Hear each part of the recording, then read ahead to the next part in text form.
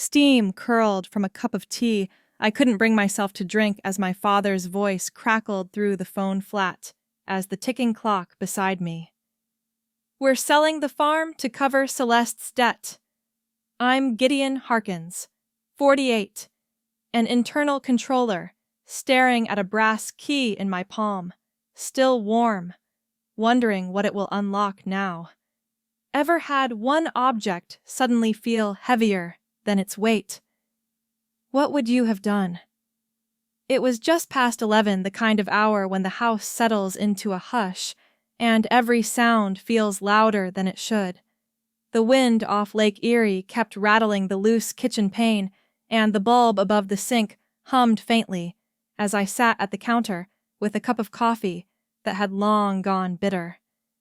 My fingers toyed with the brass key that had hung on my ring since my father first handed it to me at 18, back when he still trusted me with things. The metal was warm from my touch, a silent reminder of what they didn't know, and maybe of what I hadn't yet decided to tell them. The phone rang once, twice, then cut through the quiet like a warning bell.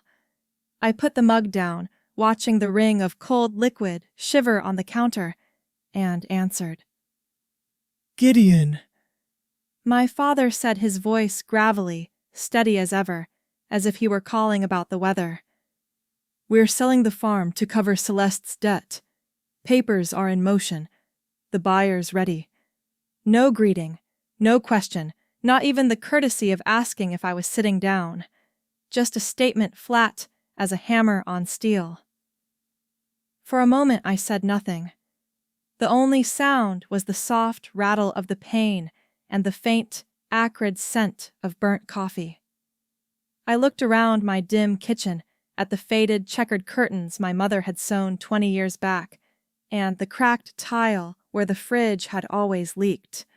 They wanted to sell the farm, the last piece of what tied any of us to something solid, to bail out Celeste again. The quiet stretched long enough that my father cleared his throat, impatient.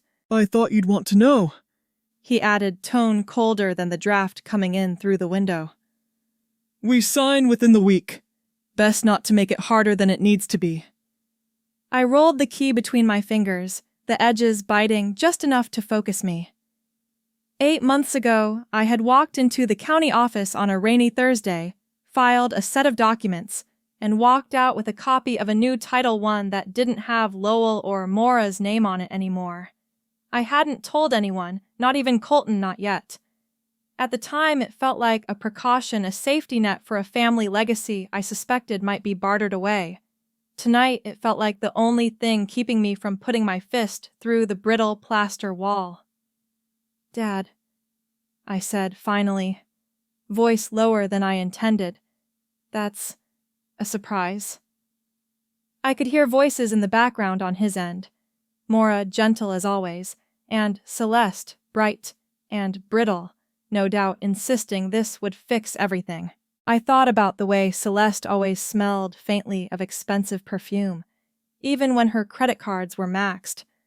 How she smiled at family dinners like someone performing for an invisible camera. My father exhaled hard. It's for the best, son. Don't fight it. The place is just dirt and boards. This will keep her head above water. I almost laughed at that dirt and boards. That farm had been more than that summer nights under a sky full of lightning bugs, autumn mornings hauling hay bales with fingers so cold they split my father teaching me how to mend a fence while Celeste sat in the kitchen painting her nails. I didn't say any of that. I just stared at the key, its surface dulled with age, and let the silence answer for me. When the line clicked dead, I stayed there listening to the faint hum of the fridge and the wind teasing that loose pane again. The coffee mug was still warm against my hand when I nudged it too close to the edge of the counter. It tipped almost gracefully, and dark liquid spilled across the countertop, curling around the key, before pooling toward the floor. I didn't curse or rush to grab a towel. I just watched the smell of stale coffee rising as it spread another small mess to wipe up alone. "They can't sell what they don't own," I murmured, not loud enough for anyone but me and the rattling window to hear. The key bit into my palm as I closed my fist around it, the brass warm, solid. Somewhere in that quiet, under the hum of the bulb and the restless wind, a thought began to take shape. Not anger, not yet. Just a line I knew I wouldn't let them cross, no matter how cleanly they thought they could sign it away. The fog sat thick on the road that morning, curling low along the ditches as if it didn't want to lift. I eased my truck onto the gravel shoulder and let the engine idle, headlights casting pale beams over the sagging fence posts that marked the Harkins property line. The frost on the weeds glittered faintly in the glow, brittle against the breath of winter. From here, it was quiet enough that I could almost believe the place hadn't changed that inside the farmhouse. Maura was stirring batter for cornbread, and Lowell was cursing at the stove for burning his coffee again. The reality was, of course, colder than the air leaking through the cracked windowsill beside me. My hand drifted to the cup holder, fingers brushing the chipped porcelain mug I'd been using since I was 20. Its lip bore a fracture from a drop on the garage floor years ago, patched now with a strip of yellow tape that flaked at the edges. It wobbled with every vibration threatening to topple, even while the truck sat still like it needed me to pay attention. I cradled it briefly, feeling the faint warmth of coffee gone lukewarm, and set it carefully back, as if that tiny ritual could keep more important things from cracking. A wisp of smoke from some distant burn pile carried on the cold air, mingling with memories I hadn't asked for. I could see flashes of Summer Lowell in a straw hat, showing me how to coax life back into the ancient tractor Maura setting up the grill, while the smell of hickory drifted through the field. Celeste laughing at some inside joke, before her voice turned sharp from years of getting used to a life she thought she deserved. There was a time when that laughter belonged here, when she wasn't drowning in borrowed credit and poor choices. I let the images play out against the backdrop of the frost, knowing they were ghosts that didn't soften anything. I pulled my phone from the dashboard mount and woke the screen with my thumb. The blue glow lit the cabin, highlighting the fine mist my breath left on the windshield. There it was, the email I'd read a dozen times since filing it, title transfer confirmed, county clerk. The words stared back at me, steady as stone, a lifeline I'd nodded months ago without telling a soul. My thumb trembled over the glass, not because I doubted the decision, but because I could already hear Lowell's reaction when he discovered it. The man who had once told me that a Harkins doesn't cling to dirt now relied on me clinging harder than either of us would admit. From my coat pocket, I drew out the folded invoice paper, softened at the edges from weeks of being carried. The letterhead, from a land improvement company, looked official enough to make any lawyer pause services rendered for drainage upgrades, pasture rehabilitation, soil testing. Every line item, another stitch in the safety net I'd built, proof that I had been investing while they plotted sales. My fingers traced the total at the bottom, the ink slightly smudged from the condensation of that same cracked mug. The mug rattled just then, jolted by a passing truck barreling down the county road. It tipped, sloshing a ribbon of coffee across the invoice, darkening the paper as it soaked in. I caught it before it toppled entirely, my fingers gripping hard enough to blanch the knuckles. For a moment, frustration surged hot in my chest, the urge to crumple both mug and invoice and throw them into the frost-bitten ditch. But I took a long breath, steadying my hands and folding the paper carefully, coffee stain and all. Anger wouldn't help me. Resolve would. The sun was just starting to nudge at the fog, turning it from steel to silver when my phone buzzed against the console. A text preview lit up the dim cabin, creditor filing intent to sue. Need payment arrangement ASAP. Celeste's name hung above it, as if her desperation could pass through a screen and land square in my lap. I stared at the words, while the mug wobbled again beside me, the yellow tape catching the weak light like a warning beacon. The road ahead blurred for a moment, not from fog this time, but from the weight of knowing the storm was closer than the horizon would admit. ChatGPT'd an eye. The neon sign over the diner's entrance flickered like it was fighting to stay alive, casting pale blue light across puddles on the cracked asphalt. The rain had been falling since dawn, soft enough to leave the streets quiet, but steady enough to dampen everything, including my mood. When I pushed through the glass door, the scent hit me. First, burnt coffee, overcooked burgers, and the faint tang of cleaning solution. The kind of smell that lingers on your coat long after you've left. Then, I saw Colton already in his booth by the window, his posture as straight as it had been when he argued cases 2 decades ago, his smile carrying the calm of someone who knew more than he was willing to say. He tapped the safe key once against the Formica table as I slid into the seat across from him, a subtle reminder of what I held and what they didn't know. Then, without a word, he slid a manila folder across the table. The folder was thick, the paper inside shifting slightly with the movement, and I felt my jaw tighten before I even opened it. Outside, the rain streaked the window, blurring the view of the strip mall across the street, vacant storefronts, and a dollar store with a sagging awning, the kind of scenery that didn't distract from bad news. Inside the folder, the proof of my precautions stared back at me. Certified copies of the title transfer I'd filed, land improvement invoices that showed where my money had gone, and most damning of all, printed emails between Lowell and a property attorney, messages discussing terms for a sale, as if I were just some distant relative to be informed after the fact. My father's words glared at me in black and white. "We'll proceed quietly. Gideon doesn't need to be involved in these decisions." Colton didn't look at me while I read. He sipped his coffee, wincing slightly at the bitterness, and let the silence work. I closed the folder fingers resting on the cover.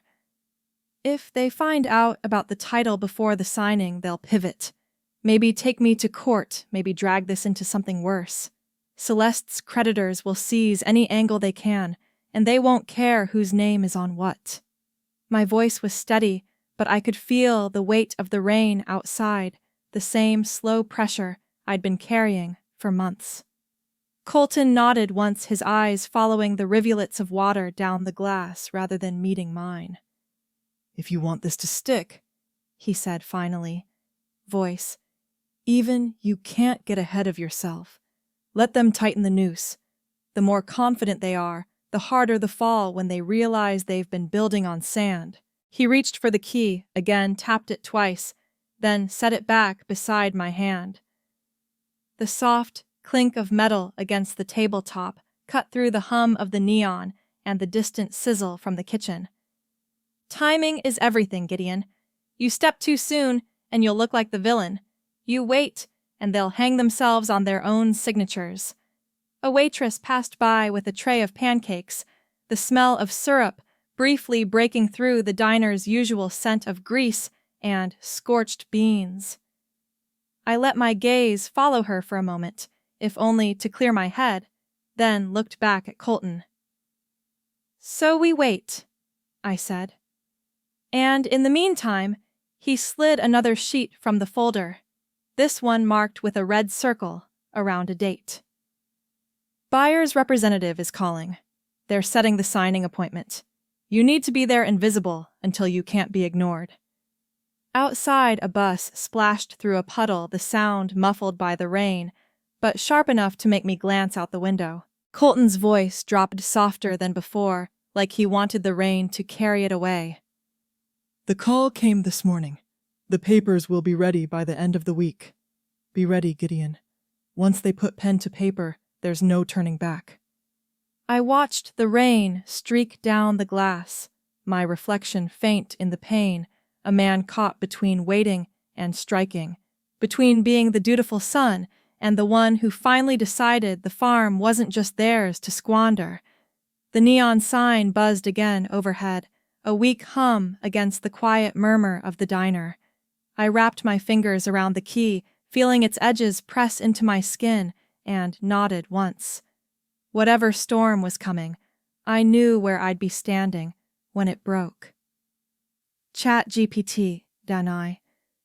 The hinges of Colton's office safe let out a long, metallic groan as I turned the brass key.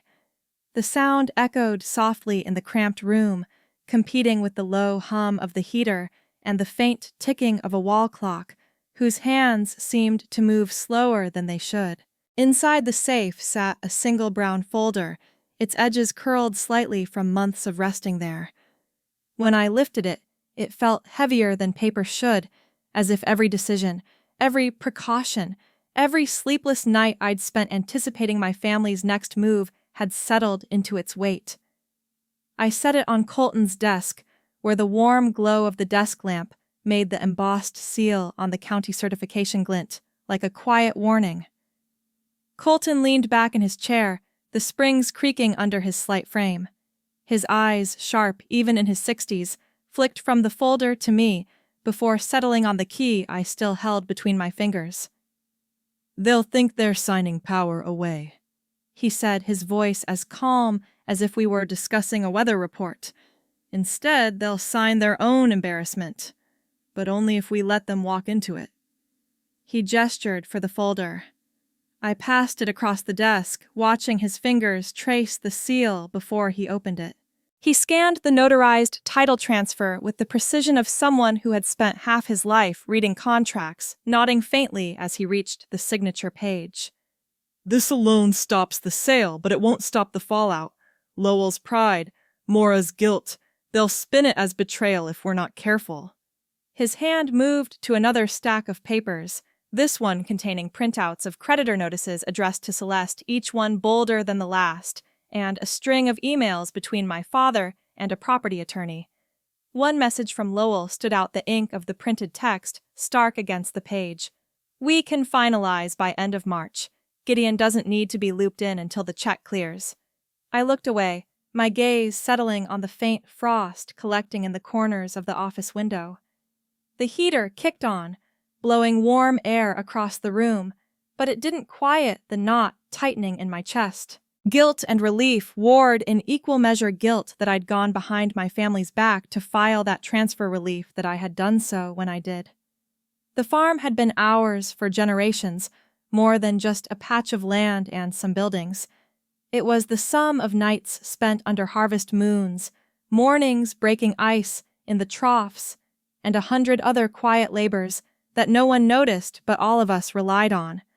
I wasn't about to let desperation and a few bad debts reduce it to a line item in someone else's balance sheet. Colton methodically arranged the paperwork on his desk, title transfer on top, creditor notices next, and Lowell's email chain last, as if he were setting up exhibits for a trial. "Celeste's problem isn't just money," he said, his tone even. "It's her pride. She's got a social circle she can't face without the facade intact. This sale isn't about saving herself from the bank. It's about saving face at the next brunch with those friends who still believe she has it all together." He tapped the folder once, aligning the edges perfectly, then looked at me. "That pride will be her undoing, not you. We just make sure the truth arrives before the ink dries." I nodded, though my eyes stayed on the safe key resting on the blotter. Its brass surface caught the lamplight, reflecting a soft golden halo that didn't match the way it felt in my hand. Solid, unyielding, a reminder that I had crossed a line I couldn't uncross. Colton reached over, curling his fingers around it, before slipping it into his jacket pocket. "Tomorrow," he said, standing and smoothing the front of his coat, We let them find out the hard way. The documents, the creditors, the title, it all lands at once. You won't have to say much. The papers will do the talking. I stayed seated as he moved to turn off the lamp, watching the room dim to a muted amber glow. Through the frosted window, the world outside looked smeared and distant. Headlights from passing cars swept across the glass, fleeting beams of brightness, cutting through the early evening chill before vanishing again into the dark. My reflection floated there for a moment, drawn tired but steadier than I'd expected. The storm I'd been bracing for wasn't days away anymore. By this time, tomorrow, it would be standing in the same room as me, wearing my father's disappointment, my mother's worry, and my sister's desperation like a shroud. I pulled on my coat, the scent of Colton's old books and the faint musk of the office lingering in the air, and stepped toward the door. The key might not be in my pocket anymore, but the weight of what it symbolized clung to me just the same. As I looked back once Colton was silhouetted in the lamplight, sorting the papers into a neat stack like a surgeon preparing his instruments. Outside, another set of headlights passed, washing the window in a pale glow. Tomorrow, there'd be no more waiting, no more hedging. Tomorrow, everyone would know who truly held the ground beneath their feet. The wood stove cracked and popped with every shift of the logs, the sound sharp against the heavy quiet of the old farmhouse. I sat in the armchair near the window, cradling a mug of tea that had long since cooled, pretending to sip, while my parents stood by the mantel, glasses of whiskey, raised to what my father called family sacrifice.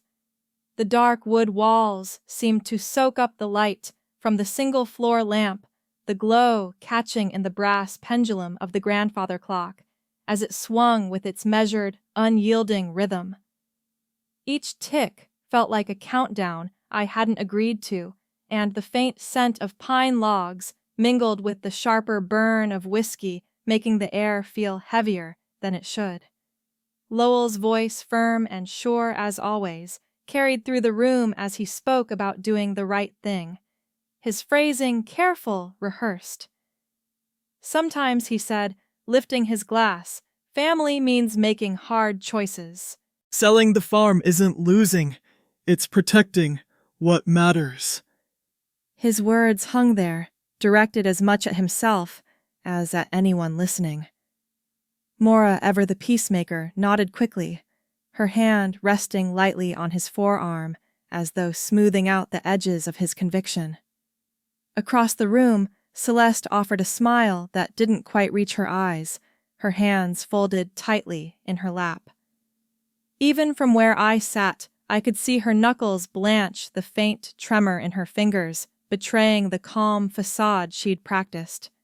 I shifted in my chair, the safe key pressing against my thigh from the pocket of my jeans.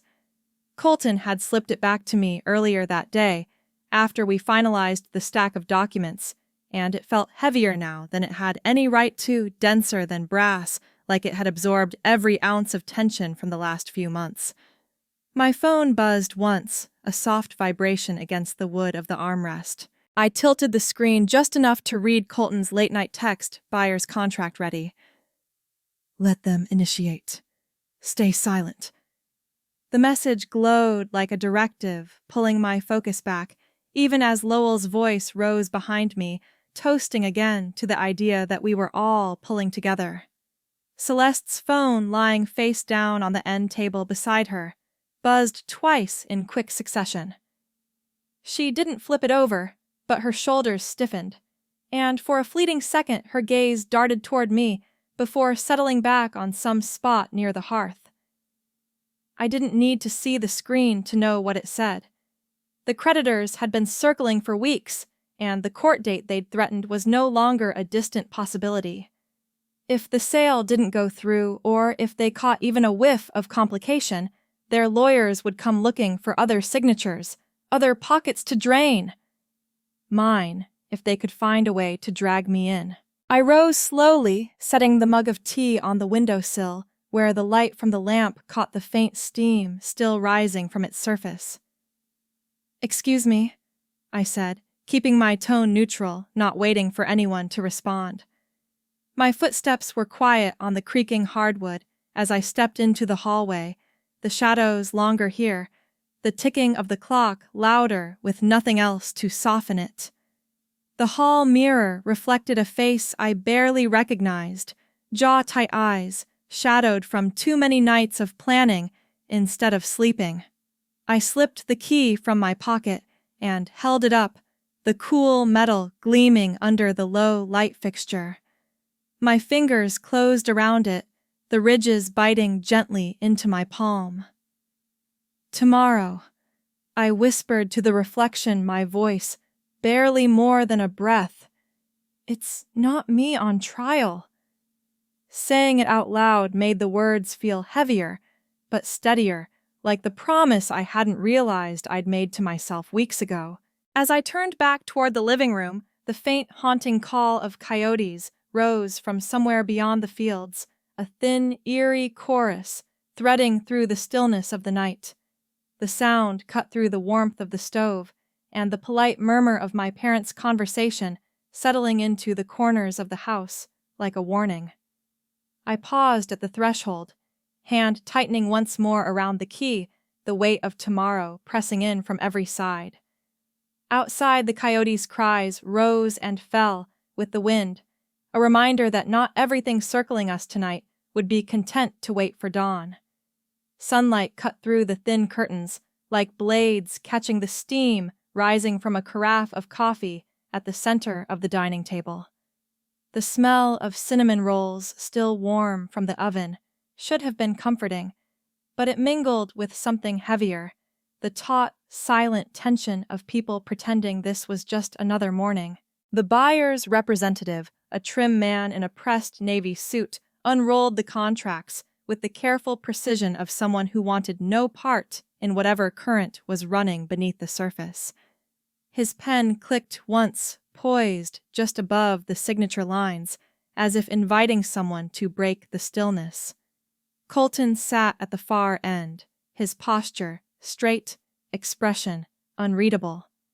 When our eyes met, he gave the smallest nod, the kind you'd miss if you weren't watching for it. I let my breath out slowly, my hand slipping into the leather satchel by my chair. Across the table, Lowell's jaw tightened as he leaned forward, scanning the top page with that familiar mix of impatience and certainty. Mora's hand rested lightly on his sleeve, her fingers trembling, just enough to betray her calm expression. Celeste sat rigid beside her, chin tilted high, but her eyes darting to the untouched cinnamon roll on her plate, her shoulders pulled tight like wire. The pen clicked again, and the buyer's rep began his practiced preamble about property descriptions, transfer protocols, and recording timelines. I tuned out the words, the room narrowing to the feel of the county-certified title folder under my fingers. The paper edges were cool and stiff, the notary's seal embossed deep enough that I could feel its grooves through the cover. Beside it, the brass key lay coiled in its own circle of weight, catching a shard of sunlight that made it gleam against the dull wood grain of the table. When the buyer gestured for Lowell and Mora to sign, I slid the folder into the space between them and the contracts, setting the key down gently on top of it. The sound it made, a soft, deliberate clink, cut through the air louder than any raised voice could. Before anyone signs, I said my tone even, we need to clarify who actually owns this land. The words settled in the room like a dropped anchor. Lowell's head snapped toward me, his brow furrowing, as if he'd only just realized I was more than furniture in the room. Colton's voice followed, calm and precise. He opened the folder, spreading the notarized title documents across the table, so the county seals caught the light. "Mr. and Mrs. Harkins," he said evenly, "these records reflect that the property in question was transferred into Gideon's sole name 8 months ago. Any attempted sale without his consent is not just void, it's actionable." The buyer's rep shifted uncomfortably, his eyes flicking between faces, clearly wishing he was anywhere else. Celeste's composure cracked first. Her voice trembled as she pushed back her chair, the legs scraping hard against the hardwood. "You don't understand," she said, words spilling faster than she could control. "It isn't just me I owe too many people. They're threatening court." If this doesn't happen, they'll come for everything, and I can't face everyone knowing I've failed. Her hands, so steady at dinners and parties, shook as she wiped at her eyes the facade of confidence she'd worn for months, unraveling thread by thread. Lowell's knuckles whitened as his fist hovered above the table veins, taut against his skin. For a long moment, the only sounds were the faint tick of the kitchen clock and the hiss of coffee settling in the carafe. I held his stare, the key and documents between us, and let the quiet stretch until it nearly snapped. "This land," I said finally, my voice low but clear, "was meant for future Harkins, not someone else's balance sheet." The words felt heavier, leaving my mouth than they had in my head, but steadier too, like they'd been waiting for this exact moment. Lowell's fist loosened, hovering a breath longer before it dropped to his side. Celeste bolted from her chair, sobs shaking her shoulders as she stumbled toward the hallway. Maura followed, murmuring her name, her hand grazing Lowell's arm on the way out. For a beat, my father stayed planted at the head of the table, his back straight, his eyes fixed on me, not shouting, not even blinking, just the steady, hardened look of a man whose plans had turned to ash in his hands. The buyer cleared his throat softly, gathering his papers with the brisk efficiency of someone eager to leave. Colton stood sliding the title back into its folder and tucking the key into my hand with a firm press before moving toward the door. I didn't move right away. The room was still thick with the scent of cinnamon and coffee, but underneath it lingered something sharper, the knowledge that nothing in this house would feel familiar again after today. By the time I rose, Lowell was already at the doorway, one hand on the frame, his gaze still locked on me. He didn't speak. As he turned away, and the creak of the old floorboards under his boots was the only sound that followed him out. Leaves scraped along the path in quick, dry whispers, chasing each other in little spirals as the breeze rolled off the river. I sat on a cold park bench, the slats slightly warped from years of use, watching the thin sunlight flash on the water beyond the tree line. Across the field, a group of kids chased a soccer ball, their shouts cutting through the hum of traffic from the road above. The scent of charcoal and sizzling meat drifted from a church fair set up near the parking lot, softening the sharpness of the spring air. It had been weeks since the showdown at the farmhouse, but the weight of that morning still clung to me in moments like this, quieter now, but still there. Colton sat beside me, his old leather folder resting on his knees, its spine creased and corners darkened by age and handling. He didn't open it right away.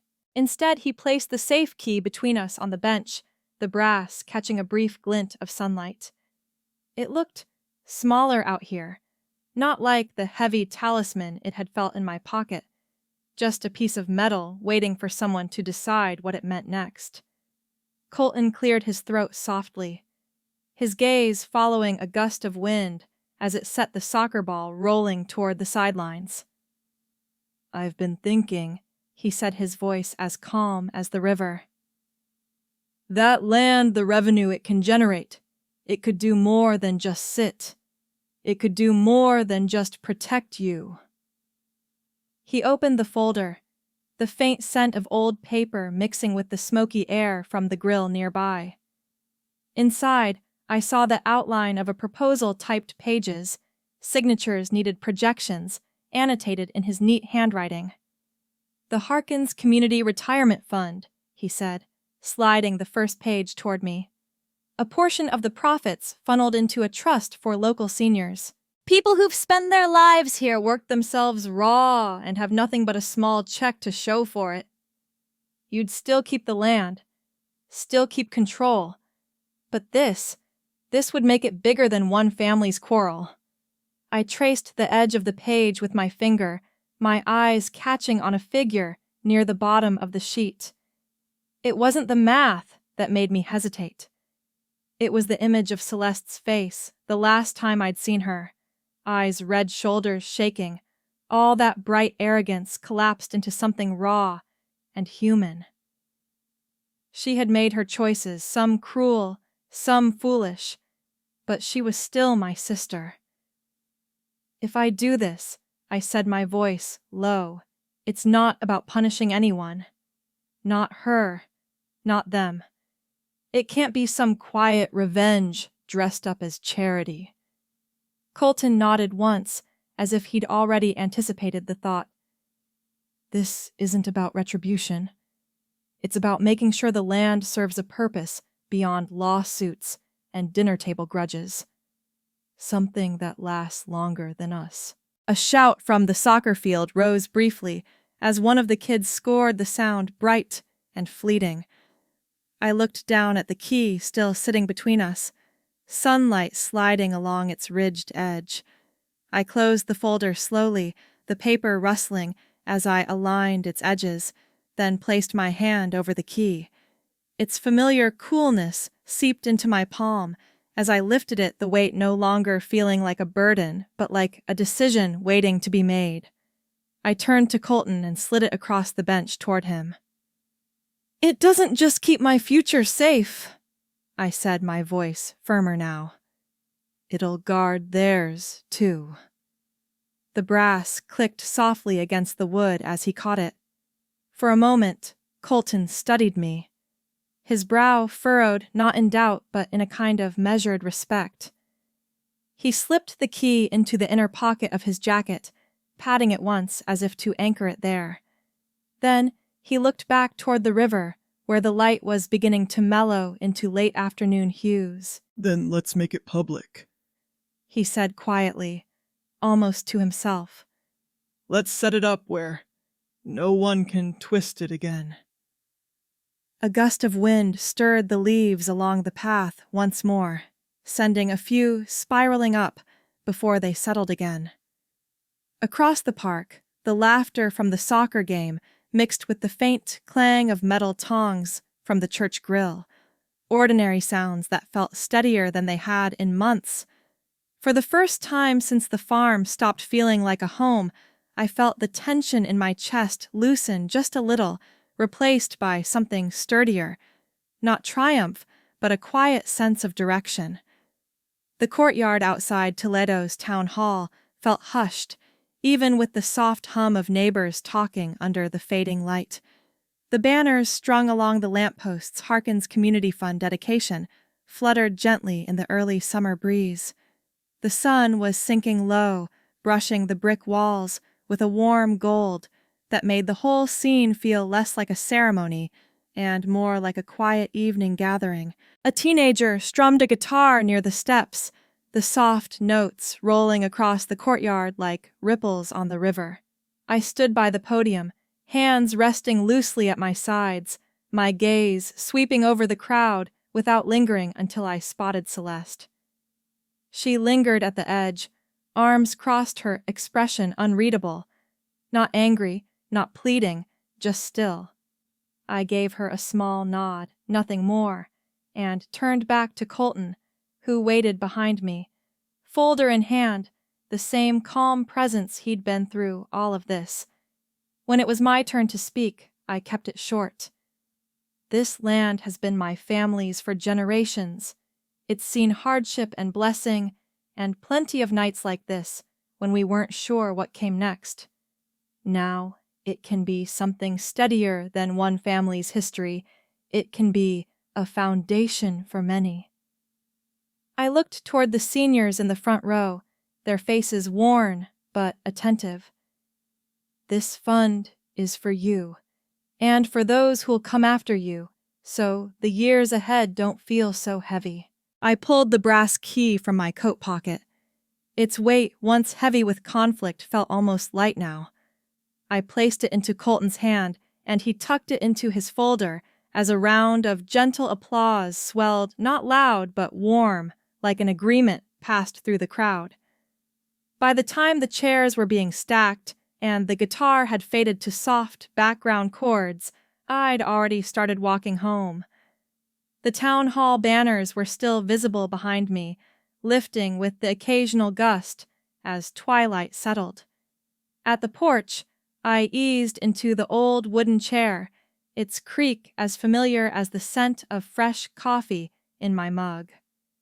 Out in the distance, a banner rippled against the dimming sky. I let out a long breath I hadn't realized I was holding and watched the horizon fade. I kept what mattered. I murmured into the quiet, letting the night air take the rest. For the first time in months, the silence felt like comfort, not weight. It just felt like home. As twilight deepened, I sat on my porch, the repaired brass key resting on the table beside my cooling mug, its shine softened by the fading light. That little piece of metal had gone from burden to bridge, a reminder that some things are worth guarding, not just for ourselves, but for those who come after. Life has a way of stripping us down to what matters, then asking if we're willing to build something better from the pieces. Sometimes bridges collapse, so we can learn which ones are worth rebuilding. If you've ever faced a loss that forced you to start again, how did it change you? Share your story, I'd like to hear.